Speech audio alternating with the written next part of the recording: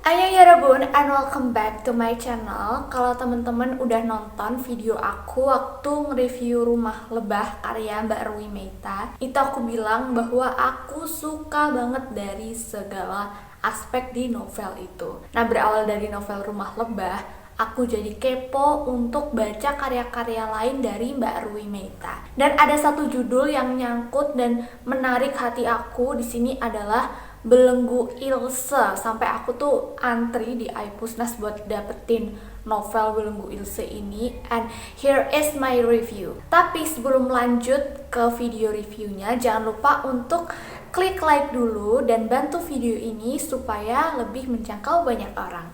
Udah? Thank you. So without any further ado, langsung aja yuk kita move on ke sinopsis cerita dan juga reviewnya. So guys, novel Belenggu Ilse ini menceritakan tentang Ilse yang sudah menghilang selama 2 tahun, meninggalkan suaminya yaitu Firas dan juga anaknya yang masih berusia 6 tahun bernama Kale. Kasus menghilangnya Ilse ini cukup janggal ya, karena dia ini sama sekali tidak membawa uang sepeser pun, tidak membawa ponsel, bahkan dia itu sama sekali nggak bawa baju-bajunya. Sehingga Firas sang suami itu sangat terpukul dengan kepergian istrinya yang secara misterius itu. Nah, karena Firas ini masih terpukul dengan kejadian hilangnya Ilse, maka Firas ini juga agak menutup diri saat itu. Namun lama-kelamaan Firas ini memutuskan untuk memulai membuka lembaran baru di kehidupannya. Akan tetapi tiba-tiba saja Ilse ini muncul guys. Dan yang semakin membuat Firas terkejut adalah penampilan Ilse ini berbeda sekali dan dia juga kehilangan seluruh ingatannya. Jadi apa sih yang sebenarnya terjadi saat Ilse ini menghilang? Nah, teman-teman baca sendiri kelanjutannya di novel Belenggu Ilse. And now langsung aja kita masuk ke poin-poin reviewnya. Pas aku baca Belenggu Ilse ini, aku langsung keinget ini ada kemiripan dengan novel Rumah Lebah. Karena di sini topik permasalahan itu menimpa sebuah keluarga kecil, which is adalah si Ilse, Firas, dan juga anaknya bernama Kale. Dan ini tuh mirip banget sama di Rumah Lebah, mengingatkan aku dengan Nawai, Winaya, dan juga Mala. Dan Mala sama Kale ini sama-sama berusia 6 tahun gitu, jadi mirip. Terus di kasus Belenggu Ilse ini juga ada sebuah kematian misterius gitu dari seseorang yang kemudian melibatkan penyelidikan dari pihak polisi. Dan itu juga hampir sama dengan salah satu kasus kematian misterius seorang wartawan majalah gosip gitu di Rumah Lebah. Tapi bukan berarti ini tuh sama jalan ceritanya gitu, enggak guys. Ini jalan ceritanya berbeda. Cuman ya itu ada beberapa kesamaan-kesamaan kecil yang menarik perhatian aku. Kemudian untuk sensasi membaca novel karya Mbak Ruy Meita, aku tuh nggak tahu Mbak Ruy Meita itu naruh jampi-jampi atau mantra apa di dalam tulisannya, karena bener-bener aku nggak bisa berhenti bacanya, kayak page turner aja gitu loh, cepet banget bacanya, nggak kerasa kayak udah sampai halaman segini aja. Dan gimana ya, rasanya tuh narasinya bener-bener ngalir yang enak banget, terus kayak nggak usah mikir gitu loh pas baca, karena ya memang enak banget dari segi tulisannya. Terus juga khasnya Mbak Ruy Meita di sini ada sentuhan sedikit majas atau perumpamaan, tapi majasnya tuh nggak yang overpowering sampai susah dicerna gitu, enggak, tapi tetap memberi kesan keindahan di dalam narasinya. Dan ini gila sumpah ya, setiap babnya juga memiliki hal-hal yang bikin pembaca itu penasaran dan kayak tersihir untuk terus baca lagi dan lagi. Soalnya bener-bener keburu kayak kepo gitu, sebenarnya apa sih yang terjadi, kayak greget guys. Coba deh teman-teman baca salah satu novel karya Mbak Ruy Meita. Kayaknya hampir setiap karya yang aku baca dari Mbak Ruy Meita ini pasti memiliki kesan page turner gitu, karena aku seakan gak kerasa udah baca banyak halaman.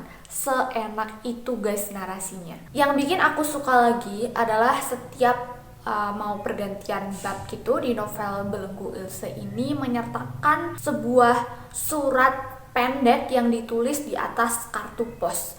Nah, surat-surat itu kayak bener-bener kayak rasanya aku baca creepypasta yang bikin merinding. Dan meskipun itu kalimat-kalimat pendek, tapi ternyata mampu membangun suasana di dalam novel ini kan bener-bener merinding banget kayak ini sebenarnya apa yang terjadi, kok serem banget. Terus juga di novel ini menggunakan dua sudut pandang. Yang pertama itu sudut pandang orang ketiga, dan kedua adalah sudut pandang orang pertama menggunakan point of view-nya Ilse. Nah, untuk membedakan kedua sudut pandang itu, di novel ini menggunakan font yang berbeda. Jadi untuk pembaca itu nggak bakalan bingung sebenarnya bagian ini tuh point of view-nya siapa sih gitu, nggak bakalan ribet-ribet karena udah dibedain fontnya. Dan kalau ngomongin jalan ceritanya, aduh udah deh nggak usah ditanya lagi ya. Ini tuh menurut aku sebuah cerita yang unik banget dan kayak gila, keren parah sekaligus ngeri. Aku tuh nggak tahu ya kenapa di dalam sini itu kayak pas baca aku lebih merinding daripada waktu baca Rumah Lebah, karena saking ngerinya penggambaran setiap hal-hal yang dialami Ilse itu kayak yang oh my god, kayak gak habis pikir. Ada gitu orang yang kelakuannya kayak melebihi binatang, melebihi hantu. Ini definisi manusia lebih nakutin daripada hantu. Lalu untuk hal-hal yang agak kurang aku suka di novel ini ada pada klimaks dan juga ending. Karena menurut aku dari rasa penasaran atau suasana yang berhasil dibangun Mbak Rui Meita dari awal-awal sampai pertengahan menuju klimaks gitu kan udah bagus banget. Tapi pas terusnya kayak yang meh aja sih menurut aku expect sesuatu yang lebih gila lagi daripada itu sebenarnya. Terus untuk endingnya ini kayak no, aku kurang puas dengan endingnya jujur aja, karena kayak nggak worth it gitu loh dengan apa yang kita tunggu-tunggu dan kita harap-harapkan dari kita baca awal bab sampai ending gitu. Kayak sesuatu atau kekepoan yang kita dapat dan kengerian yang kita dapat ketika baca dari awal itu kayak nggak sebanding dengan endingnya, karena di sini endingnya tuh bener-bener ngajak mikir dan kayak nggak tuntas, masih ada banyak pertanyaan gitu loh. Salah satunya sebenarnya siapa identitas si pria perak atau Hades gitu, terus apa yang ada di dalamnya dan apa yang ada di belakang sosok pria perak itu, apa motifnya aku juga gak tahu karena di sini tuh kurang jelas gitu. Intinya setelah aku tutup buku masih ada banyak pertanyaan berkecamuk gitu, dan ini agak membawa kesan yang masa kayak gitu sih endingnya. Nah, dan di novel ini juga mengingatkan aku dengan novel Second Sister karena juga menyangkut pautkan tentang apa sih namanya kejahatan di internet gitu. Dan ini wow, gila, ternyata dunia maya itu kalau kita nggak hati-hati memang sangat membahayakan. Jadi di sini kita juga setelah membaca atau mengetahui kasus di dalam belenggu Ilse, kita harus lebih berhati-hati lagi dengan yang namanya internet atau dunia maya. But overall, cerita ini tuh worth it banget untuk dibaca menurut aku karena memang sebagus itu sih. Walaupun memang untuk aku pribadi endingnya agak kurang, soalnya aku tim clear ending ya, #tim clear ending. Jadi aku agak kurang suka gitu dengan ending di belenggu Ilse ini, karena menurut aku agak masih yaitu tadi sih mengundang banyak tanya.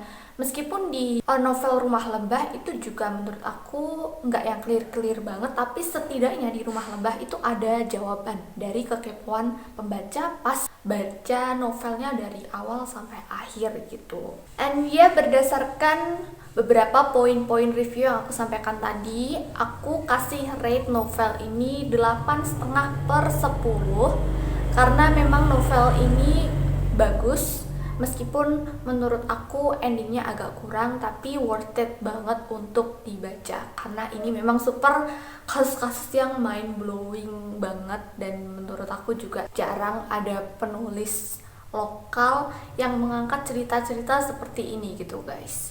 Wajib banget untuk teman-teman pecinta misteri maupun thriller untuk baca novel Belenggu Ilse.